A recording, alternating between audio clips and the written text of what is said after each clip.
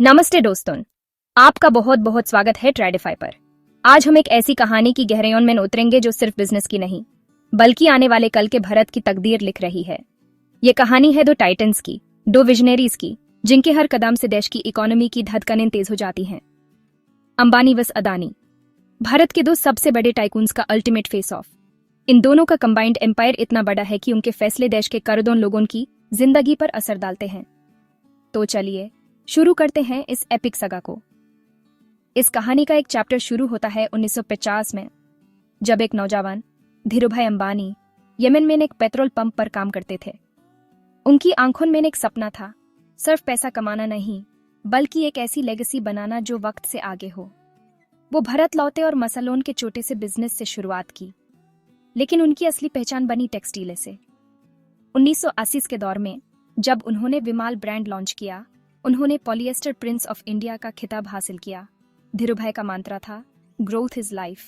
उन्होंने ही भारत में equity culture को जन्म दिया, जहां आम आदमी भी रिलायंस के शेयर्स खरीदकर उसकी ग्रोथ का हिस्सा बन सकता था। उन्होंने एक ऐसा बिजनेस एम्पायर खड़ा किया जो हर इंडियन तक पहुंचना चाहता था। उस सपने को एक नई बुलंदी पर ले जाने का जिम्मा उठाया उनके बेटे मुकेश अंबानी ने। फैमिली बिजनेस के बांटवेर के बाद मुकेश अंबानी के हिस्से में ऑयल एंड पेट्रोकेमिकल्स का कोर बिजनेस आया, लेकिन उनका विजन इससे कहीं बड़ा था। उन्होंने समझा कि आने वाला दौर डाटा का है, data is the new oil. उनका सफर पेट्रोकेमिकल्स से शुरू हुआ, जहां उन्होंने जमनगर में दुनिया की सबसे बड़ी ऑयल रिफाइनरी बनाई। लेकिन उनका मास्टर स्ट्रोक अभी बाकी था। उन्होंने देखा कि भारत में डेटा बहुत महंगा है और इंटरनेट कनेक्टिविटी हर किसी के पास नहीं है। यही से उनके अगले गेम चेंजिंग मूव की नींव रखी गई। पेट्रोकेमिकल्स से शुरू हुआ ये सफर टेलीकॉम, डिजिटल और रिटेल तक आ पहुंचा। साल 2017 मुकेश अंबानी ने रिलायंस जियो लॉन्च किया। लॉन्च के साथ ही उन्होंने 6 महीने के लिए फ्री वॉइस कॉल्स और डेटा का ऐलान कर दिया। ये एक ऐसा सुनामी था जिसने पूरे टेलीकॉम मार्केट को हिलाकर रख दिया। बड़ी बड़ी कंपनियां या तो बैंड हो गईं या उन्हें मेरगे होना पड़ा। जियो ने भारत में एक डिजिटल क्रांति लड़ी। अचानक देश के हर कोने में, हर हाथ में सस्ता और हाई स्पीड इंटरनेट आ गया। इसने ऑनलाइन एजुकेशन, डिजिटल पेमेंट्स और कंटेंट कंजम्पशन को एक नया पंख दे दिया। आज रिलायंस सिर्फ एक ऑयल कंपनी नहीं बल्कि एक टेक्नोलॉजी बेहिमत है। 500 मिलियन से ज्यादा जो सब्सक्राइबर्स और 18,000 से ज्यादा रिटेल स्टोर्स के साथ रिलायंस ने एक ऐसा B2C यानी बिजनेस टू कंज्यूमर इकोसिस्टम बना लिया है जो सुबह उठने से लेकर रात को सोने तक एक आम इंडियन की जिंदगी को तुच्छ करता है। अब आते हैं कहानी के दूसरे प्रोटैगनिस्ट पर, एक ऐसा शख्स जिसने विरासत में मिले एम्पायर से नहीं बल्कि जीरो से शुरुआत की। गुजरात का एक young entrepreneur Gautam Adani college की पढ़ाई बीच में छोड़कर जब मैं कुछ 100 रुपये लेकर वो मुंबई आ गए और डायमंड मार्केट में किस्मत आजमाई।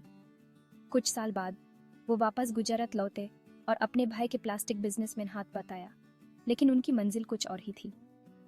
1988 में उन्होंने अदानी एक्सपोर्ट्स की शुरुआत की, जो मेटल्स, टेक्सटाइल्स और एग्रीकल्चरल प्रोडक्ट्स में ट्रेड करती थी। असली टर्निंग पॉइंट आया 1989 में, जब उन्हें गुजरात के मुंद्रा में एक पोर्ट बनाने का कॉन्ट्रैक्ट मिला। गौतम अदानी ने इस अपॉर्चुनिटी को एक ग्रैंड विजन में बदल दिया। उन्होंने समझा कि भारत को ग्रोथ के लिए वर्ल्ड क्लास इंफ्रास्ट्रक्चर की जरूरत है। उन्होंने पोर्ट्स को लॉजिस्टिक्स से जोड़ा, लॉजिस्टिक्स को पावर से और पावर को नेचुरल रिसोर्सेज से। ये एक ब्रिलियंट स्ट्रैटेजी थी जहां उनका एक बिजनेस दूसरे को सपोर्ट करता था। धीरे धीरे उन्होंने लॉजिस्टिक्स, पावर, कोल माइनिंग और फिर एयरपोर्ट्स में भी कदम रखा था। उनका मॉडल अंबानी से बिल्कुल अलग था।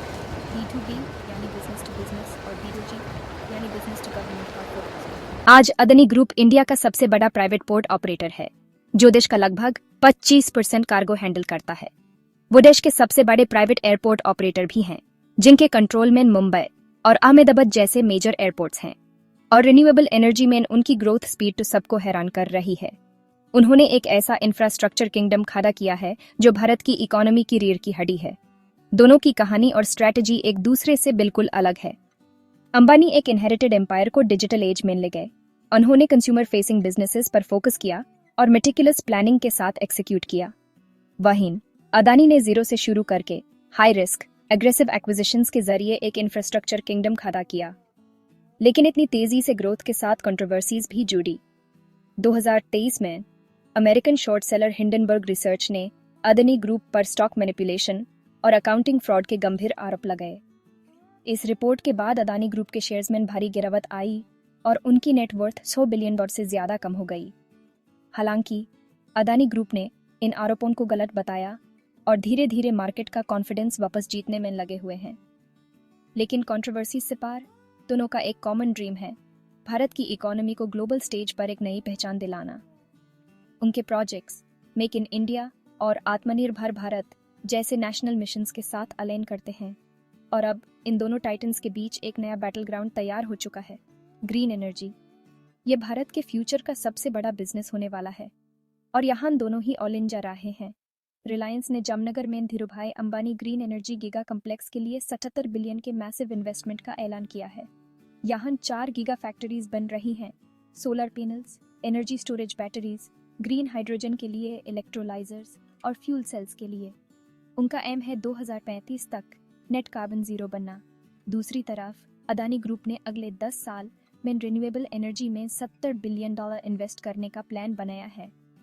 वो गुजरात के खावदा में दुनिया का सबसे बड़ा रिन्यूएबल एनर्जी पार्क बना रहे हैं और उनका लक्ष्य है दुनिया का सबसे बड़ा रिन्यूएबल एनर्जी प्रोड्यूसर बनना। तो ये लड़ाई अब बहुत इंटरेस्टिंग हो गई है। एक तरफ अंबानी का कंज्यूमर फेसिंग डिजिटल इकोसिस्टम है जो आपके हाथ में फोन से आपकी जिंदगी कंट्रोल करता है। दूसरी तरफ अदानी का फिजिकल इंफ्रास्ट्रक्चर नेटवर्क है जो देश के ट्रेड और ट्रांसपोर्ट को कंट्रोल करता है। ये डिजिटल पाइप्स बस फिजिकल पाइप्स की जुंग है। ये राइवलरी स्टॉक मार्केट में भी दिखती है जहां दोनों ग्रुप्स की कंपनीज इन्वेस्टर्स की पहली पसंद बनने के लिए कम्पीट करती हैं। ये न्यूज़ हेडलाइंस में भी दिखती है जहां एशियाज रिचेस्ट मैन का टाइटल अक्सर इन दोनों के बीच बदलता रहता है। हर एक बड़ा अनाउंसमेंट दलाल स्ट्रीट में हुलचुल मचा देता है। लेकिन इस कंपटीशन का सबसे बड़ा फायदा किसे हो रहा है? शायद भारत को। ये रिवलरी देश में अभूतपूर्व इन्वेस्टमेंट ला रही है। इससे नए जॉब्स क्रिएट हो रहे हैं, नई टेक्नोलॉजी आ रही है और वर्ल्ड क्लास इंफ्रास्ट्रक्चर बन रहा है। जियो के कंपटीशन ने डाटा सस्ता किया और अब ग्रीन एनर्जी में इनके कंपटीशन से शायद ग्रीन टेक्नोलॉजी भी सस्ती और एक्सेसिबल हो जाएगी। तो दोस्तों, सवाल ये नहीं है कि कौन जीतेगा, सवाल ये है कि किसका विजन भारत के फ्यूचर के लिए ज्यादा ट्रांसफॉर्मेशनल साबित होगा। मुकेश अंबानी का कंज्यूमर सेंट्रिक डिजिटल एम्पायर या गौतम अदानी का इंफ्रास्ट्रक्चर हैवी फिजिकल किंगडम? आपकी राय हमारे लिए बहुत इंपॉर्टेंट है। आपको क्या लगता है? नीचे कमेंट सेक्शन में जरूर बताइए। हम ऐसी ही डीप डाइव एनालिसिस आपके लिए लाते रहेंगे। तो अगर आपको बिजनेस, फाइनेंस और इकोनॉमी की दुनिया में इंटरेस्ट है तो ट्रेडिफाई को सब्सक्राइब करना ना भूलें। बेल आइकॉन जरूर दबाएं ताकि आप कोई अपडेट मिस ना करें। मिलते हैं अगले एपिसोड में एक नई फैसिनेटिंग स्टोरी के साथ।